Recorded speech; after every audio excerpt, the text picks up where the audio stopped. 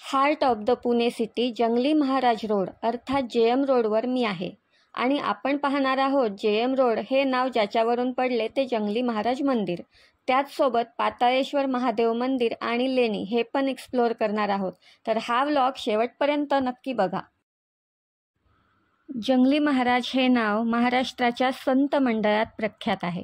जंगली महाराज हे कोणी मध्ययुगीन संत नसून अगदी अलीकडच्या काळातील संत होते. त्यांच्या नावावरून ते कोणत्या धर्माचे वा पंथाचे होते ह्याची काहीच कल्पना येत नाही. म्हणूनच सर्व धर्माच्या आणि पंथांच्या लोकांना ते आपलेसे वाटतात.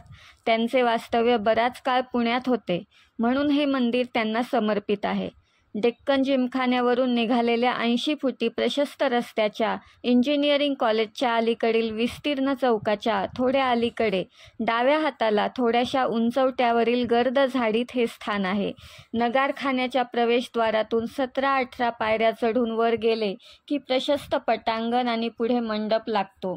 पटांगणात डाव्या बाजूला 75 फूट उंचीचा ध्वजस्तंभ असून मधोमध मोठी घंटा लटकवलेली आहे. टुमदार अशा लाकडी वास्तूत जंगली महाराजांची समाधी आहे. डाव्या बाजूला छोट्या देवळात त्यांच्या पादुका आहेत. अत्यंत निसर्गरम्य आणि शांत असलेले हे मंदिर पुण्याच्या मध्यवर्ती आणि गर्दीच्या भागात असूनही एक निसर्गरम्य अनुभव पर्यटकांना आणि भाविकांना देत राहतं. आज आपण या गोष्टी पाहू शकतो, दर्शन घेऊ शकतो, त्याचा अनुभव घेऊ शकतो. पण 500 वर्षांपूर्वी इथं काय होतं? इथं शिवाजीनगरही नव्हतं आणि JM रोडही नव्हता. शनिवार वाड्यासमोर आता आहे तसा पूलही नव्हता. नदीच्या पलीकडे होत्या त्या पेरूच्या बागा, फुलांचे ताटवे, बोरीबाभळीची वने. मनुष्यवस्ती नसलेली ही जागा म्हणजे एक जंगलच होतं. ह्या जंगलात वास्तव्यास आलेल्या, ह्या जागेत राहिलेल्या महाराजांना जंगली महाराज नाव पडले आणि त्यांच्यावरून आता ह्या रस्त्याला जंगली महाराज रोड नाव पडले. जंगली महाराज हे एक आध्यात्मिक गुरु होते. 18व्या शतकाच्या सुरुवातीला त्यांचा जन्म झाला होता असे म्हटले जाते. जंगली महाराज मंदिराच्या बाजूलाच पाताळेश्वर लेणी आहे. त्याला पांडव गुहा पण म्हणतात. तिथेही आपण जाणार आहोत.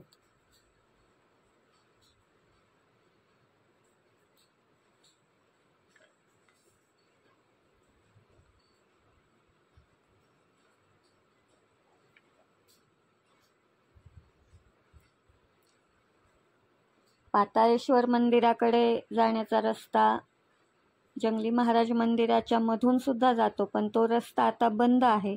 त्यामुळं बाहेर जाऊन पाताळेश्वर मंदिराकडे जायला लागतं. पाताळेश्वर मंदिरात प्रवेश करताच एक निसर्गरम्य असा अनुभव येतो. बरेच लोक, स्ट्रगलर्स, विद्यार्थी इथं विश्रांतीसाठी थांबतात. ही गुहा शिवाला समर्पित आहे. इथं महादेवाचं मंदिर आहे. राष्ट्रकूट काळातील 8व्या शतकातील दगडात कोरलेलं हे हिंदूंचं मंदिर आहे. शिवाला समर्पित हे एक भव्य अखंड उत्खनन होतं, ज्यामध्ये एक वर्तुळाकार नंदी मंडप आणि एक मोठा खांब असलेला मंडप होता. हे 3 दगडात कोरलेल्या गुहा गर्भगुहांचे मंदिर आहे, जे कदाचित मुख्यतः ब्रह्मा, विष्णू, महेश यांना समर्पित होते. पण सध्या पार्वती, महादेव आणि गणपती ह्यांची मंदिरे ह्या लेणीत बघायला मिळतात. आता ह्या जागेभोवती एक बाग आणि प्रचंड झाडी आहे.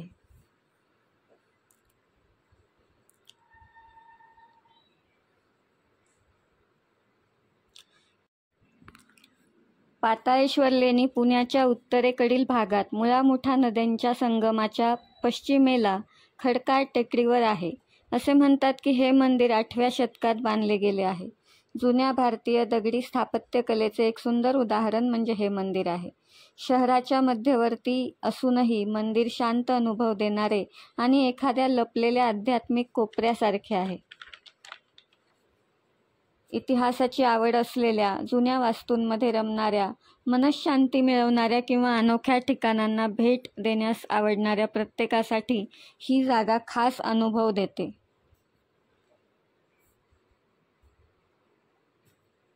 दगडी कोरीवकाम, जुने खांब, नैसर्गिक गुहा आणि रम्य निसर्ग ह्यामुळे हे ठिकाण खास बनते. तुम्ही पर्यटक असाल किंवा स्थानिक असाल तरी पाताळेश्वर मंदिराची भेट तुम्हाला इतिहास, संस्कृती आणि शांतता ह्या सर्वांनी भरलेले अनमोल क्षण देते.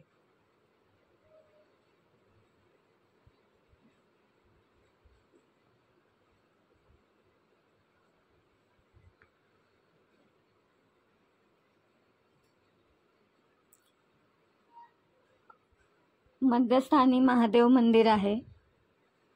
डाव्या बाजूला गणपतीचं मंदिर आहे.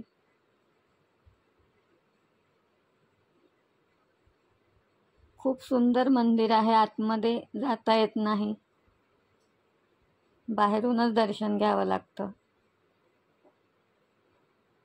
आणि पूर्ण दगडांमध्ये कोरलेलं असल्यामुळे इथं खूप थंड वाटतं. थंड आल्यानंतर वाटतं. हे गणपतीचं मंदिर आहे.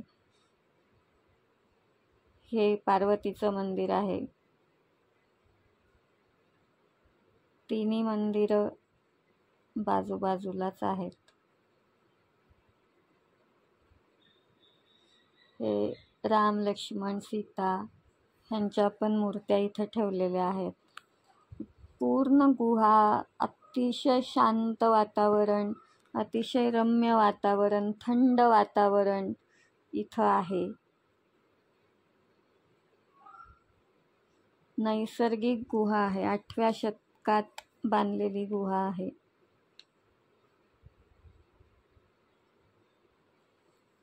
ज्यांना कुणाला इतिहासाची आवड असेल, जुन्या वास्तू बघायला आवडत असतील, पुण्यात आल्यानंतर त्यांनी ह्या जागेला नक्की भेट द्यायला पाहिजे.